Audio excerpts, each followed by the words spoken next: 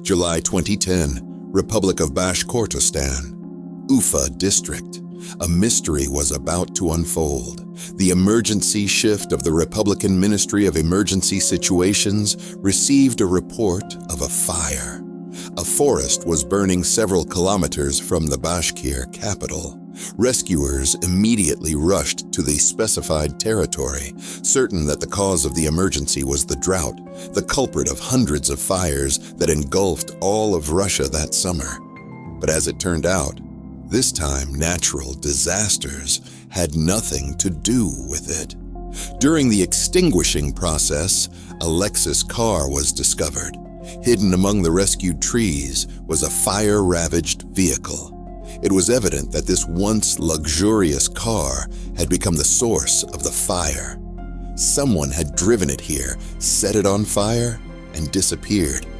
But who needed to get rid of an expensive car in such a strange way? The car had clearly been in an accident even before it burned down. Could someone have hit a person to death and decided to destroy the instrument of this murder? The rescuers reported the strange find to the police. However, even before arriving at the scene, the operatives found out that no serious accidents involving a Lexus had been recorded in the Ufa region recently. Perhaps the driver had hit a pedestrian without witnesses and the car was stolen. Or was it driven by the owner's children? They took it for a ride in secret, and when trouble happened, they decided to let their parents think the car was stolen. Only the car's owner could answer these questions. Fortunately, it was not difficult to identify him. The arsonist had prudently unscrewed the license plates, but overlooked that the necessary information could be obtained by examining the engine. The owner of the Lexus turned out to be Emil Shaiganov, a 30-year-old engineer at Energoinnovatsia LLC in Ufa. The foreign car was not listed as stolen. However, when the operatives established the owner's name, it turned out that Emil himself was wanted. The young man had disappeared a week ago. His mother, who reported that Emil had gone swimming with friends and disappeared, filed a statement with the police. This happened on a Friday after work. When Emil did not return home that same evening, the woman did not worry. After all, her son was an adult, and it was summer. However, when he did not appear by the start of the work week and never called, she decided that something had happened.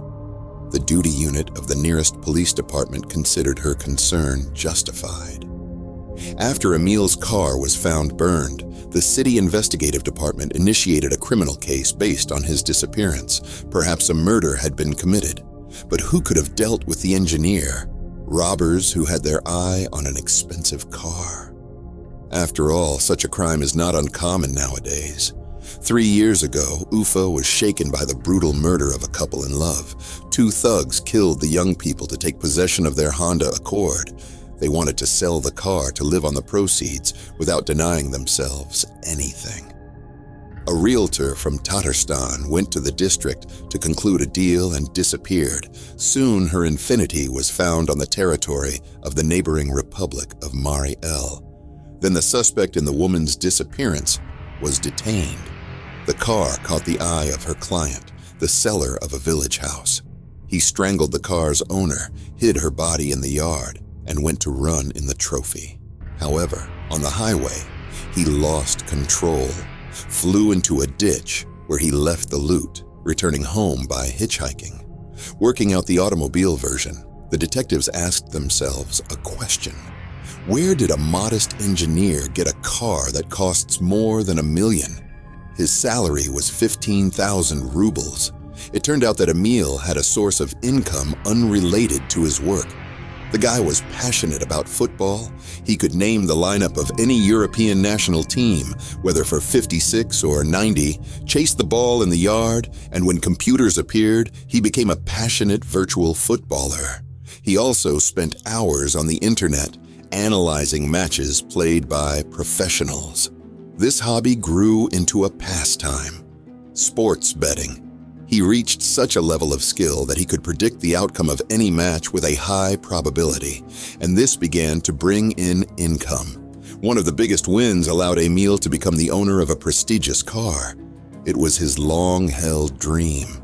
Since childhood, the guy imagined himself behind the wheel of a luxurious car.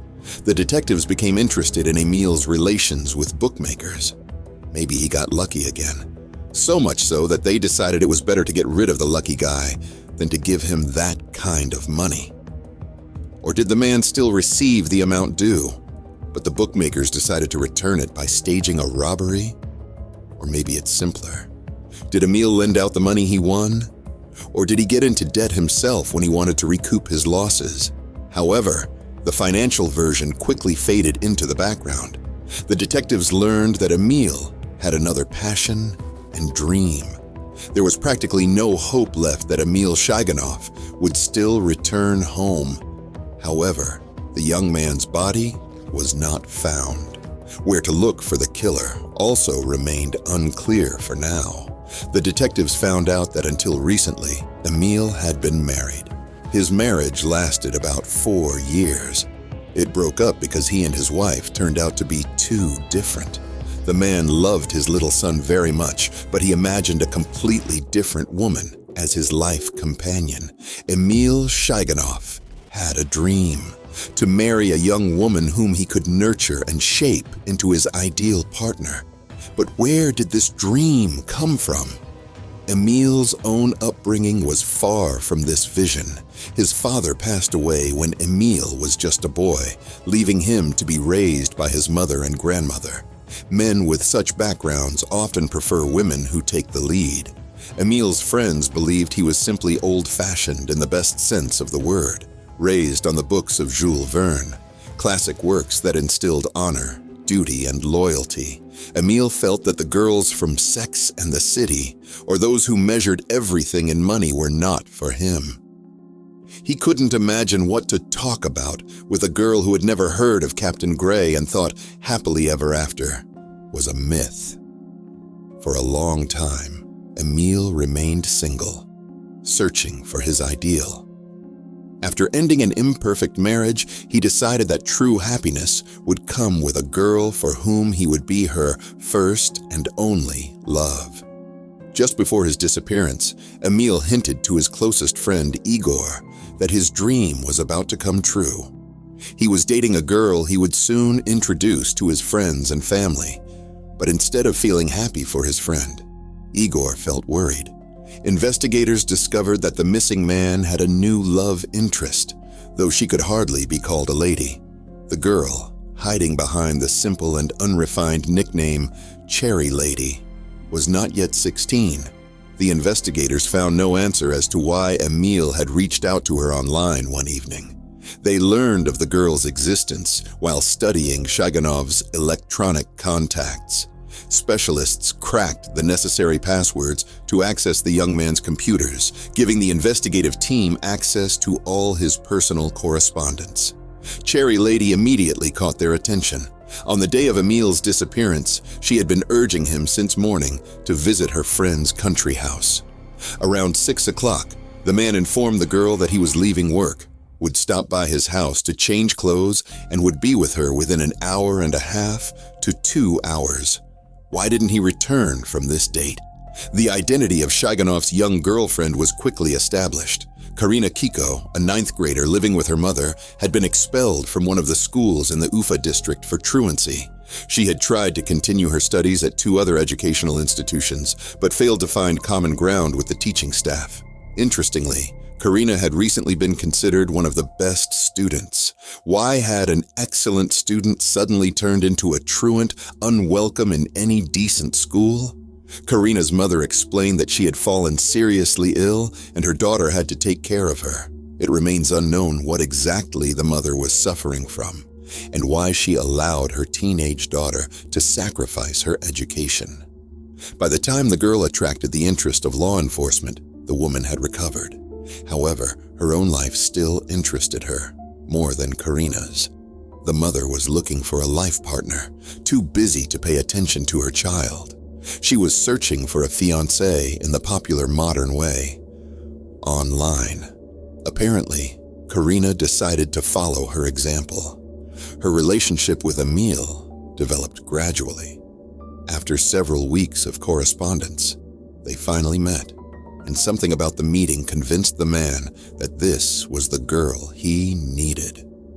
Fragile, beautiful, inexperienced, a delicate flower that would blossom fully under his care and patronage. It was unclear whether Emil and Karina had even reached the stage of kissing. The man did not want to rush things, as the young lady claimed to be innocent. However, he rented an apartment for her in Ufa, and upon learning about her problems at school, decided that living in the city would allow the girl to start studying again. Incidentally, the 15-year-old girl's move to an apartment that would be paid for by an adult man took place with her mother's blessing. However, it soon became apparent that Karina intended to live there not alone, but with up to a dozen friends. Emil was against this. Karina took offense and fled from the apartment, but not from his life. The investigators brought the girl to the department. She claimed that their meeting on the day of his disappearance never took place, that Emil had not arrived. The investigators could not immediately prove otherwise. Karina was sent home, but they had no intention of letting her out of their sight. The investigative team began to study the schoolgirl's social circle. It soon became clear that she was not such a simple girl. Karina was associating with criminals. Among the girl's admirers were two men with criminal records. Ruslan Abiasov, 22, unemployed, had been on the defendant's bench for theft and assault with a knife, and Nikolai Pankov, 19, had a suspended sentence for car theft. The operatives inquired about the young men and Karina from neighbors, fellow villagers, and classmates, and eventually heard something interesting. Information came in that some guys had acquired an expensive car. They tried to sell it, but something stopped them, and they simply got rid of the car. Emil's burned Lexus was found not far from the village where Karina and her friends lived. The investigators were stunned as they listened to Nikolai Pankov's confession. The 15-year-old girl, Karina, had masterminded a brutal murder, and Pankov was just one of her accomplices. It all started with a simple plan.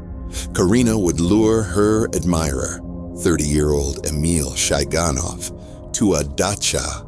She introduced her 16-year-old friend Daniil Makunin as her brother and Pankov, and Abiasov as his friends. Karina played the role of a caring and attentive young lady, even serving Emil a personally cooked soup. Unbeknownst to him that she had laced it with a sleeping pill, the plan was for Karina and Daniil to drug Emil, and then the four of them would beat him to death in his sleep. They would bury the body in a nearby forest after taking all his valuables, including his car keys. The car was supposed to be their main prize, a ticket to wealth and independence from their parents. However, things didn't go as planned. The sleeping pills didn't take effect, and the boys grew impatient. They started kicking and hitting Emil to test his resistance. Despite Karina's attempts to calm him, Emil tried to leave.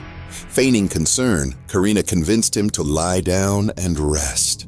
As soon as he settled in the bedroom, her friends barged in. They brutally attacked Emil with a shovel, delivering dozens of blows.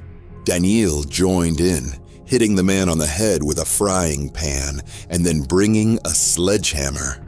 Believing Emil was dead, they dragged his body to the car and put him in the trunk, planning to drive to the forest. But Emil regained consciousness, and Daniil and Ruslan finished him off with a bayonet shovel. Even after confirming Emil's death, Abiasov wasn't satisfied. He took a knife and decapitated Emil, holding the head in his hands while recording it on his mobile phone. During the investigation, he claimed this gruesome act was a demonstration of his love for Karina. Despite this supposed love, all the boys readily testified against Karina, revealing her as the mastermind behind the murder. As minors, the maximum sentence they could receive was 10 years in prison.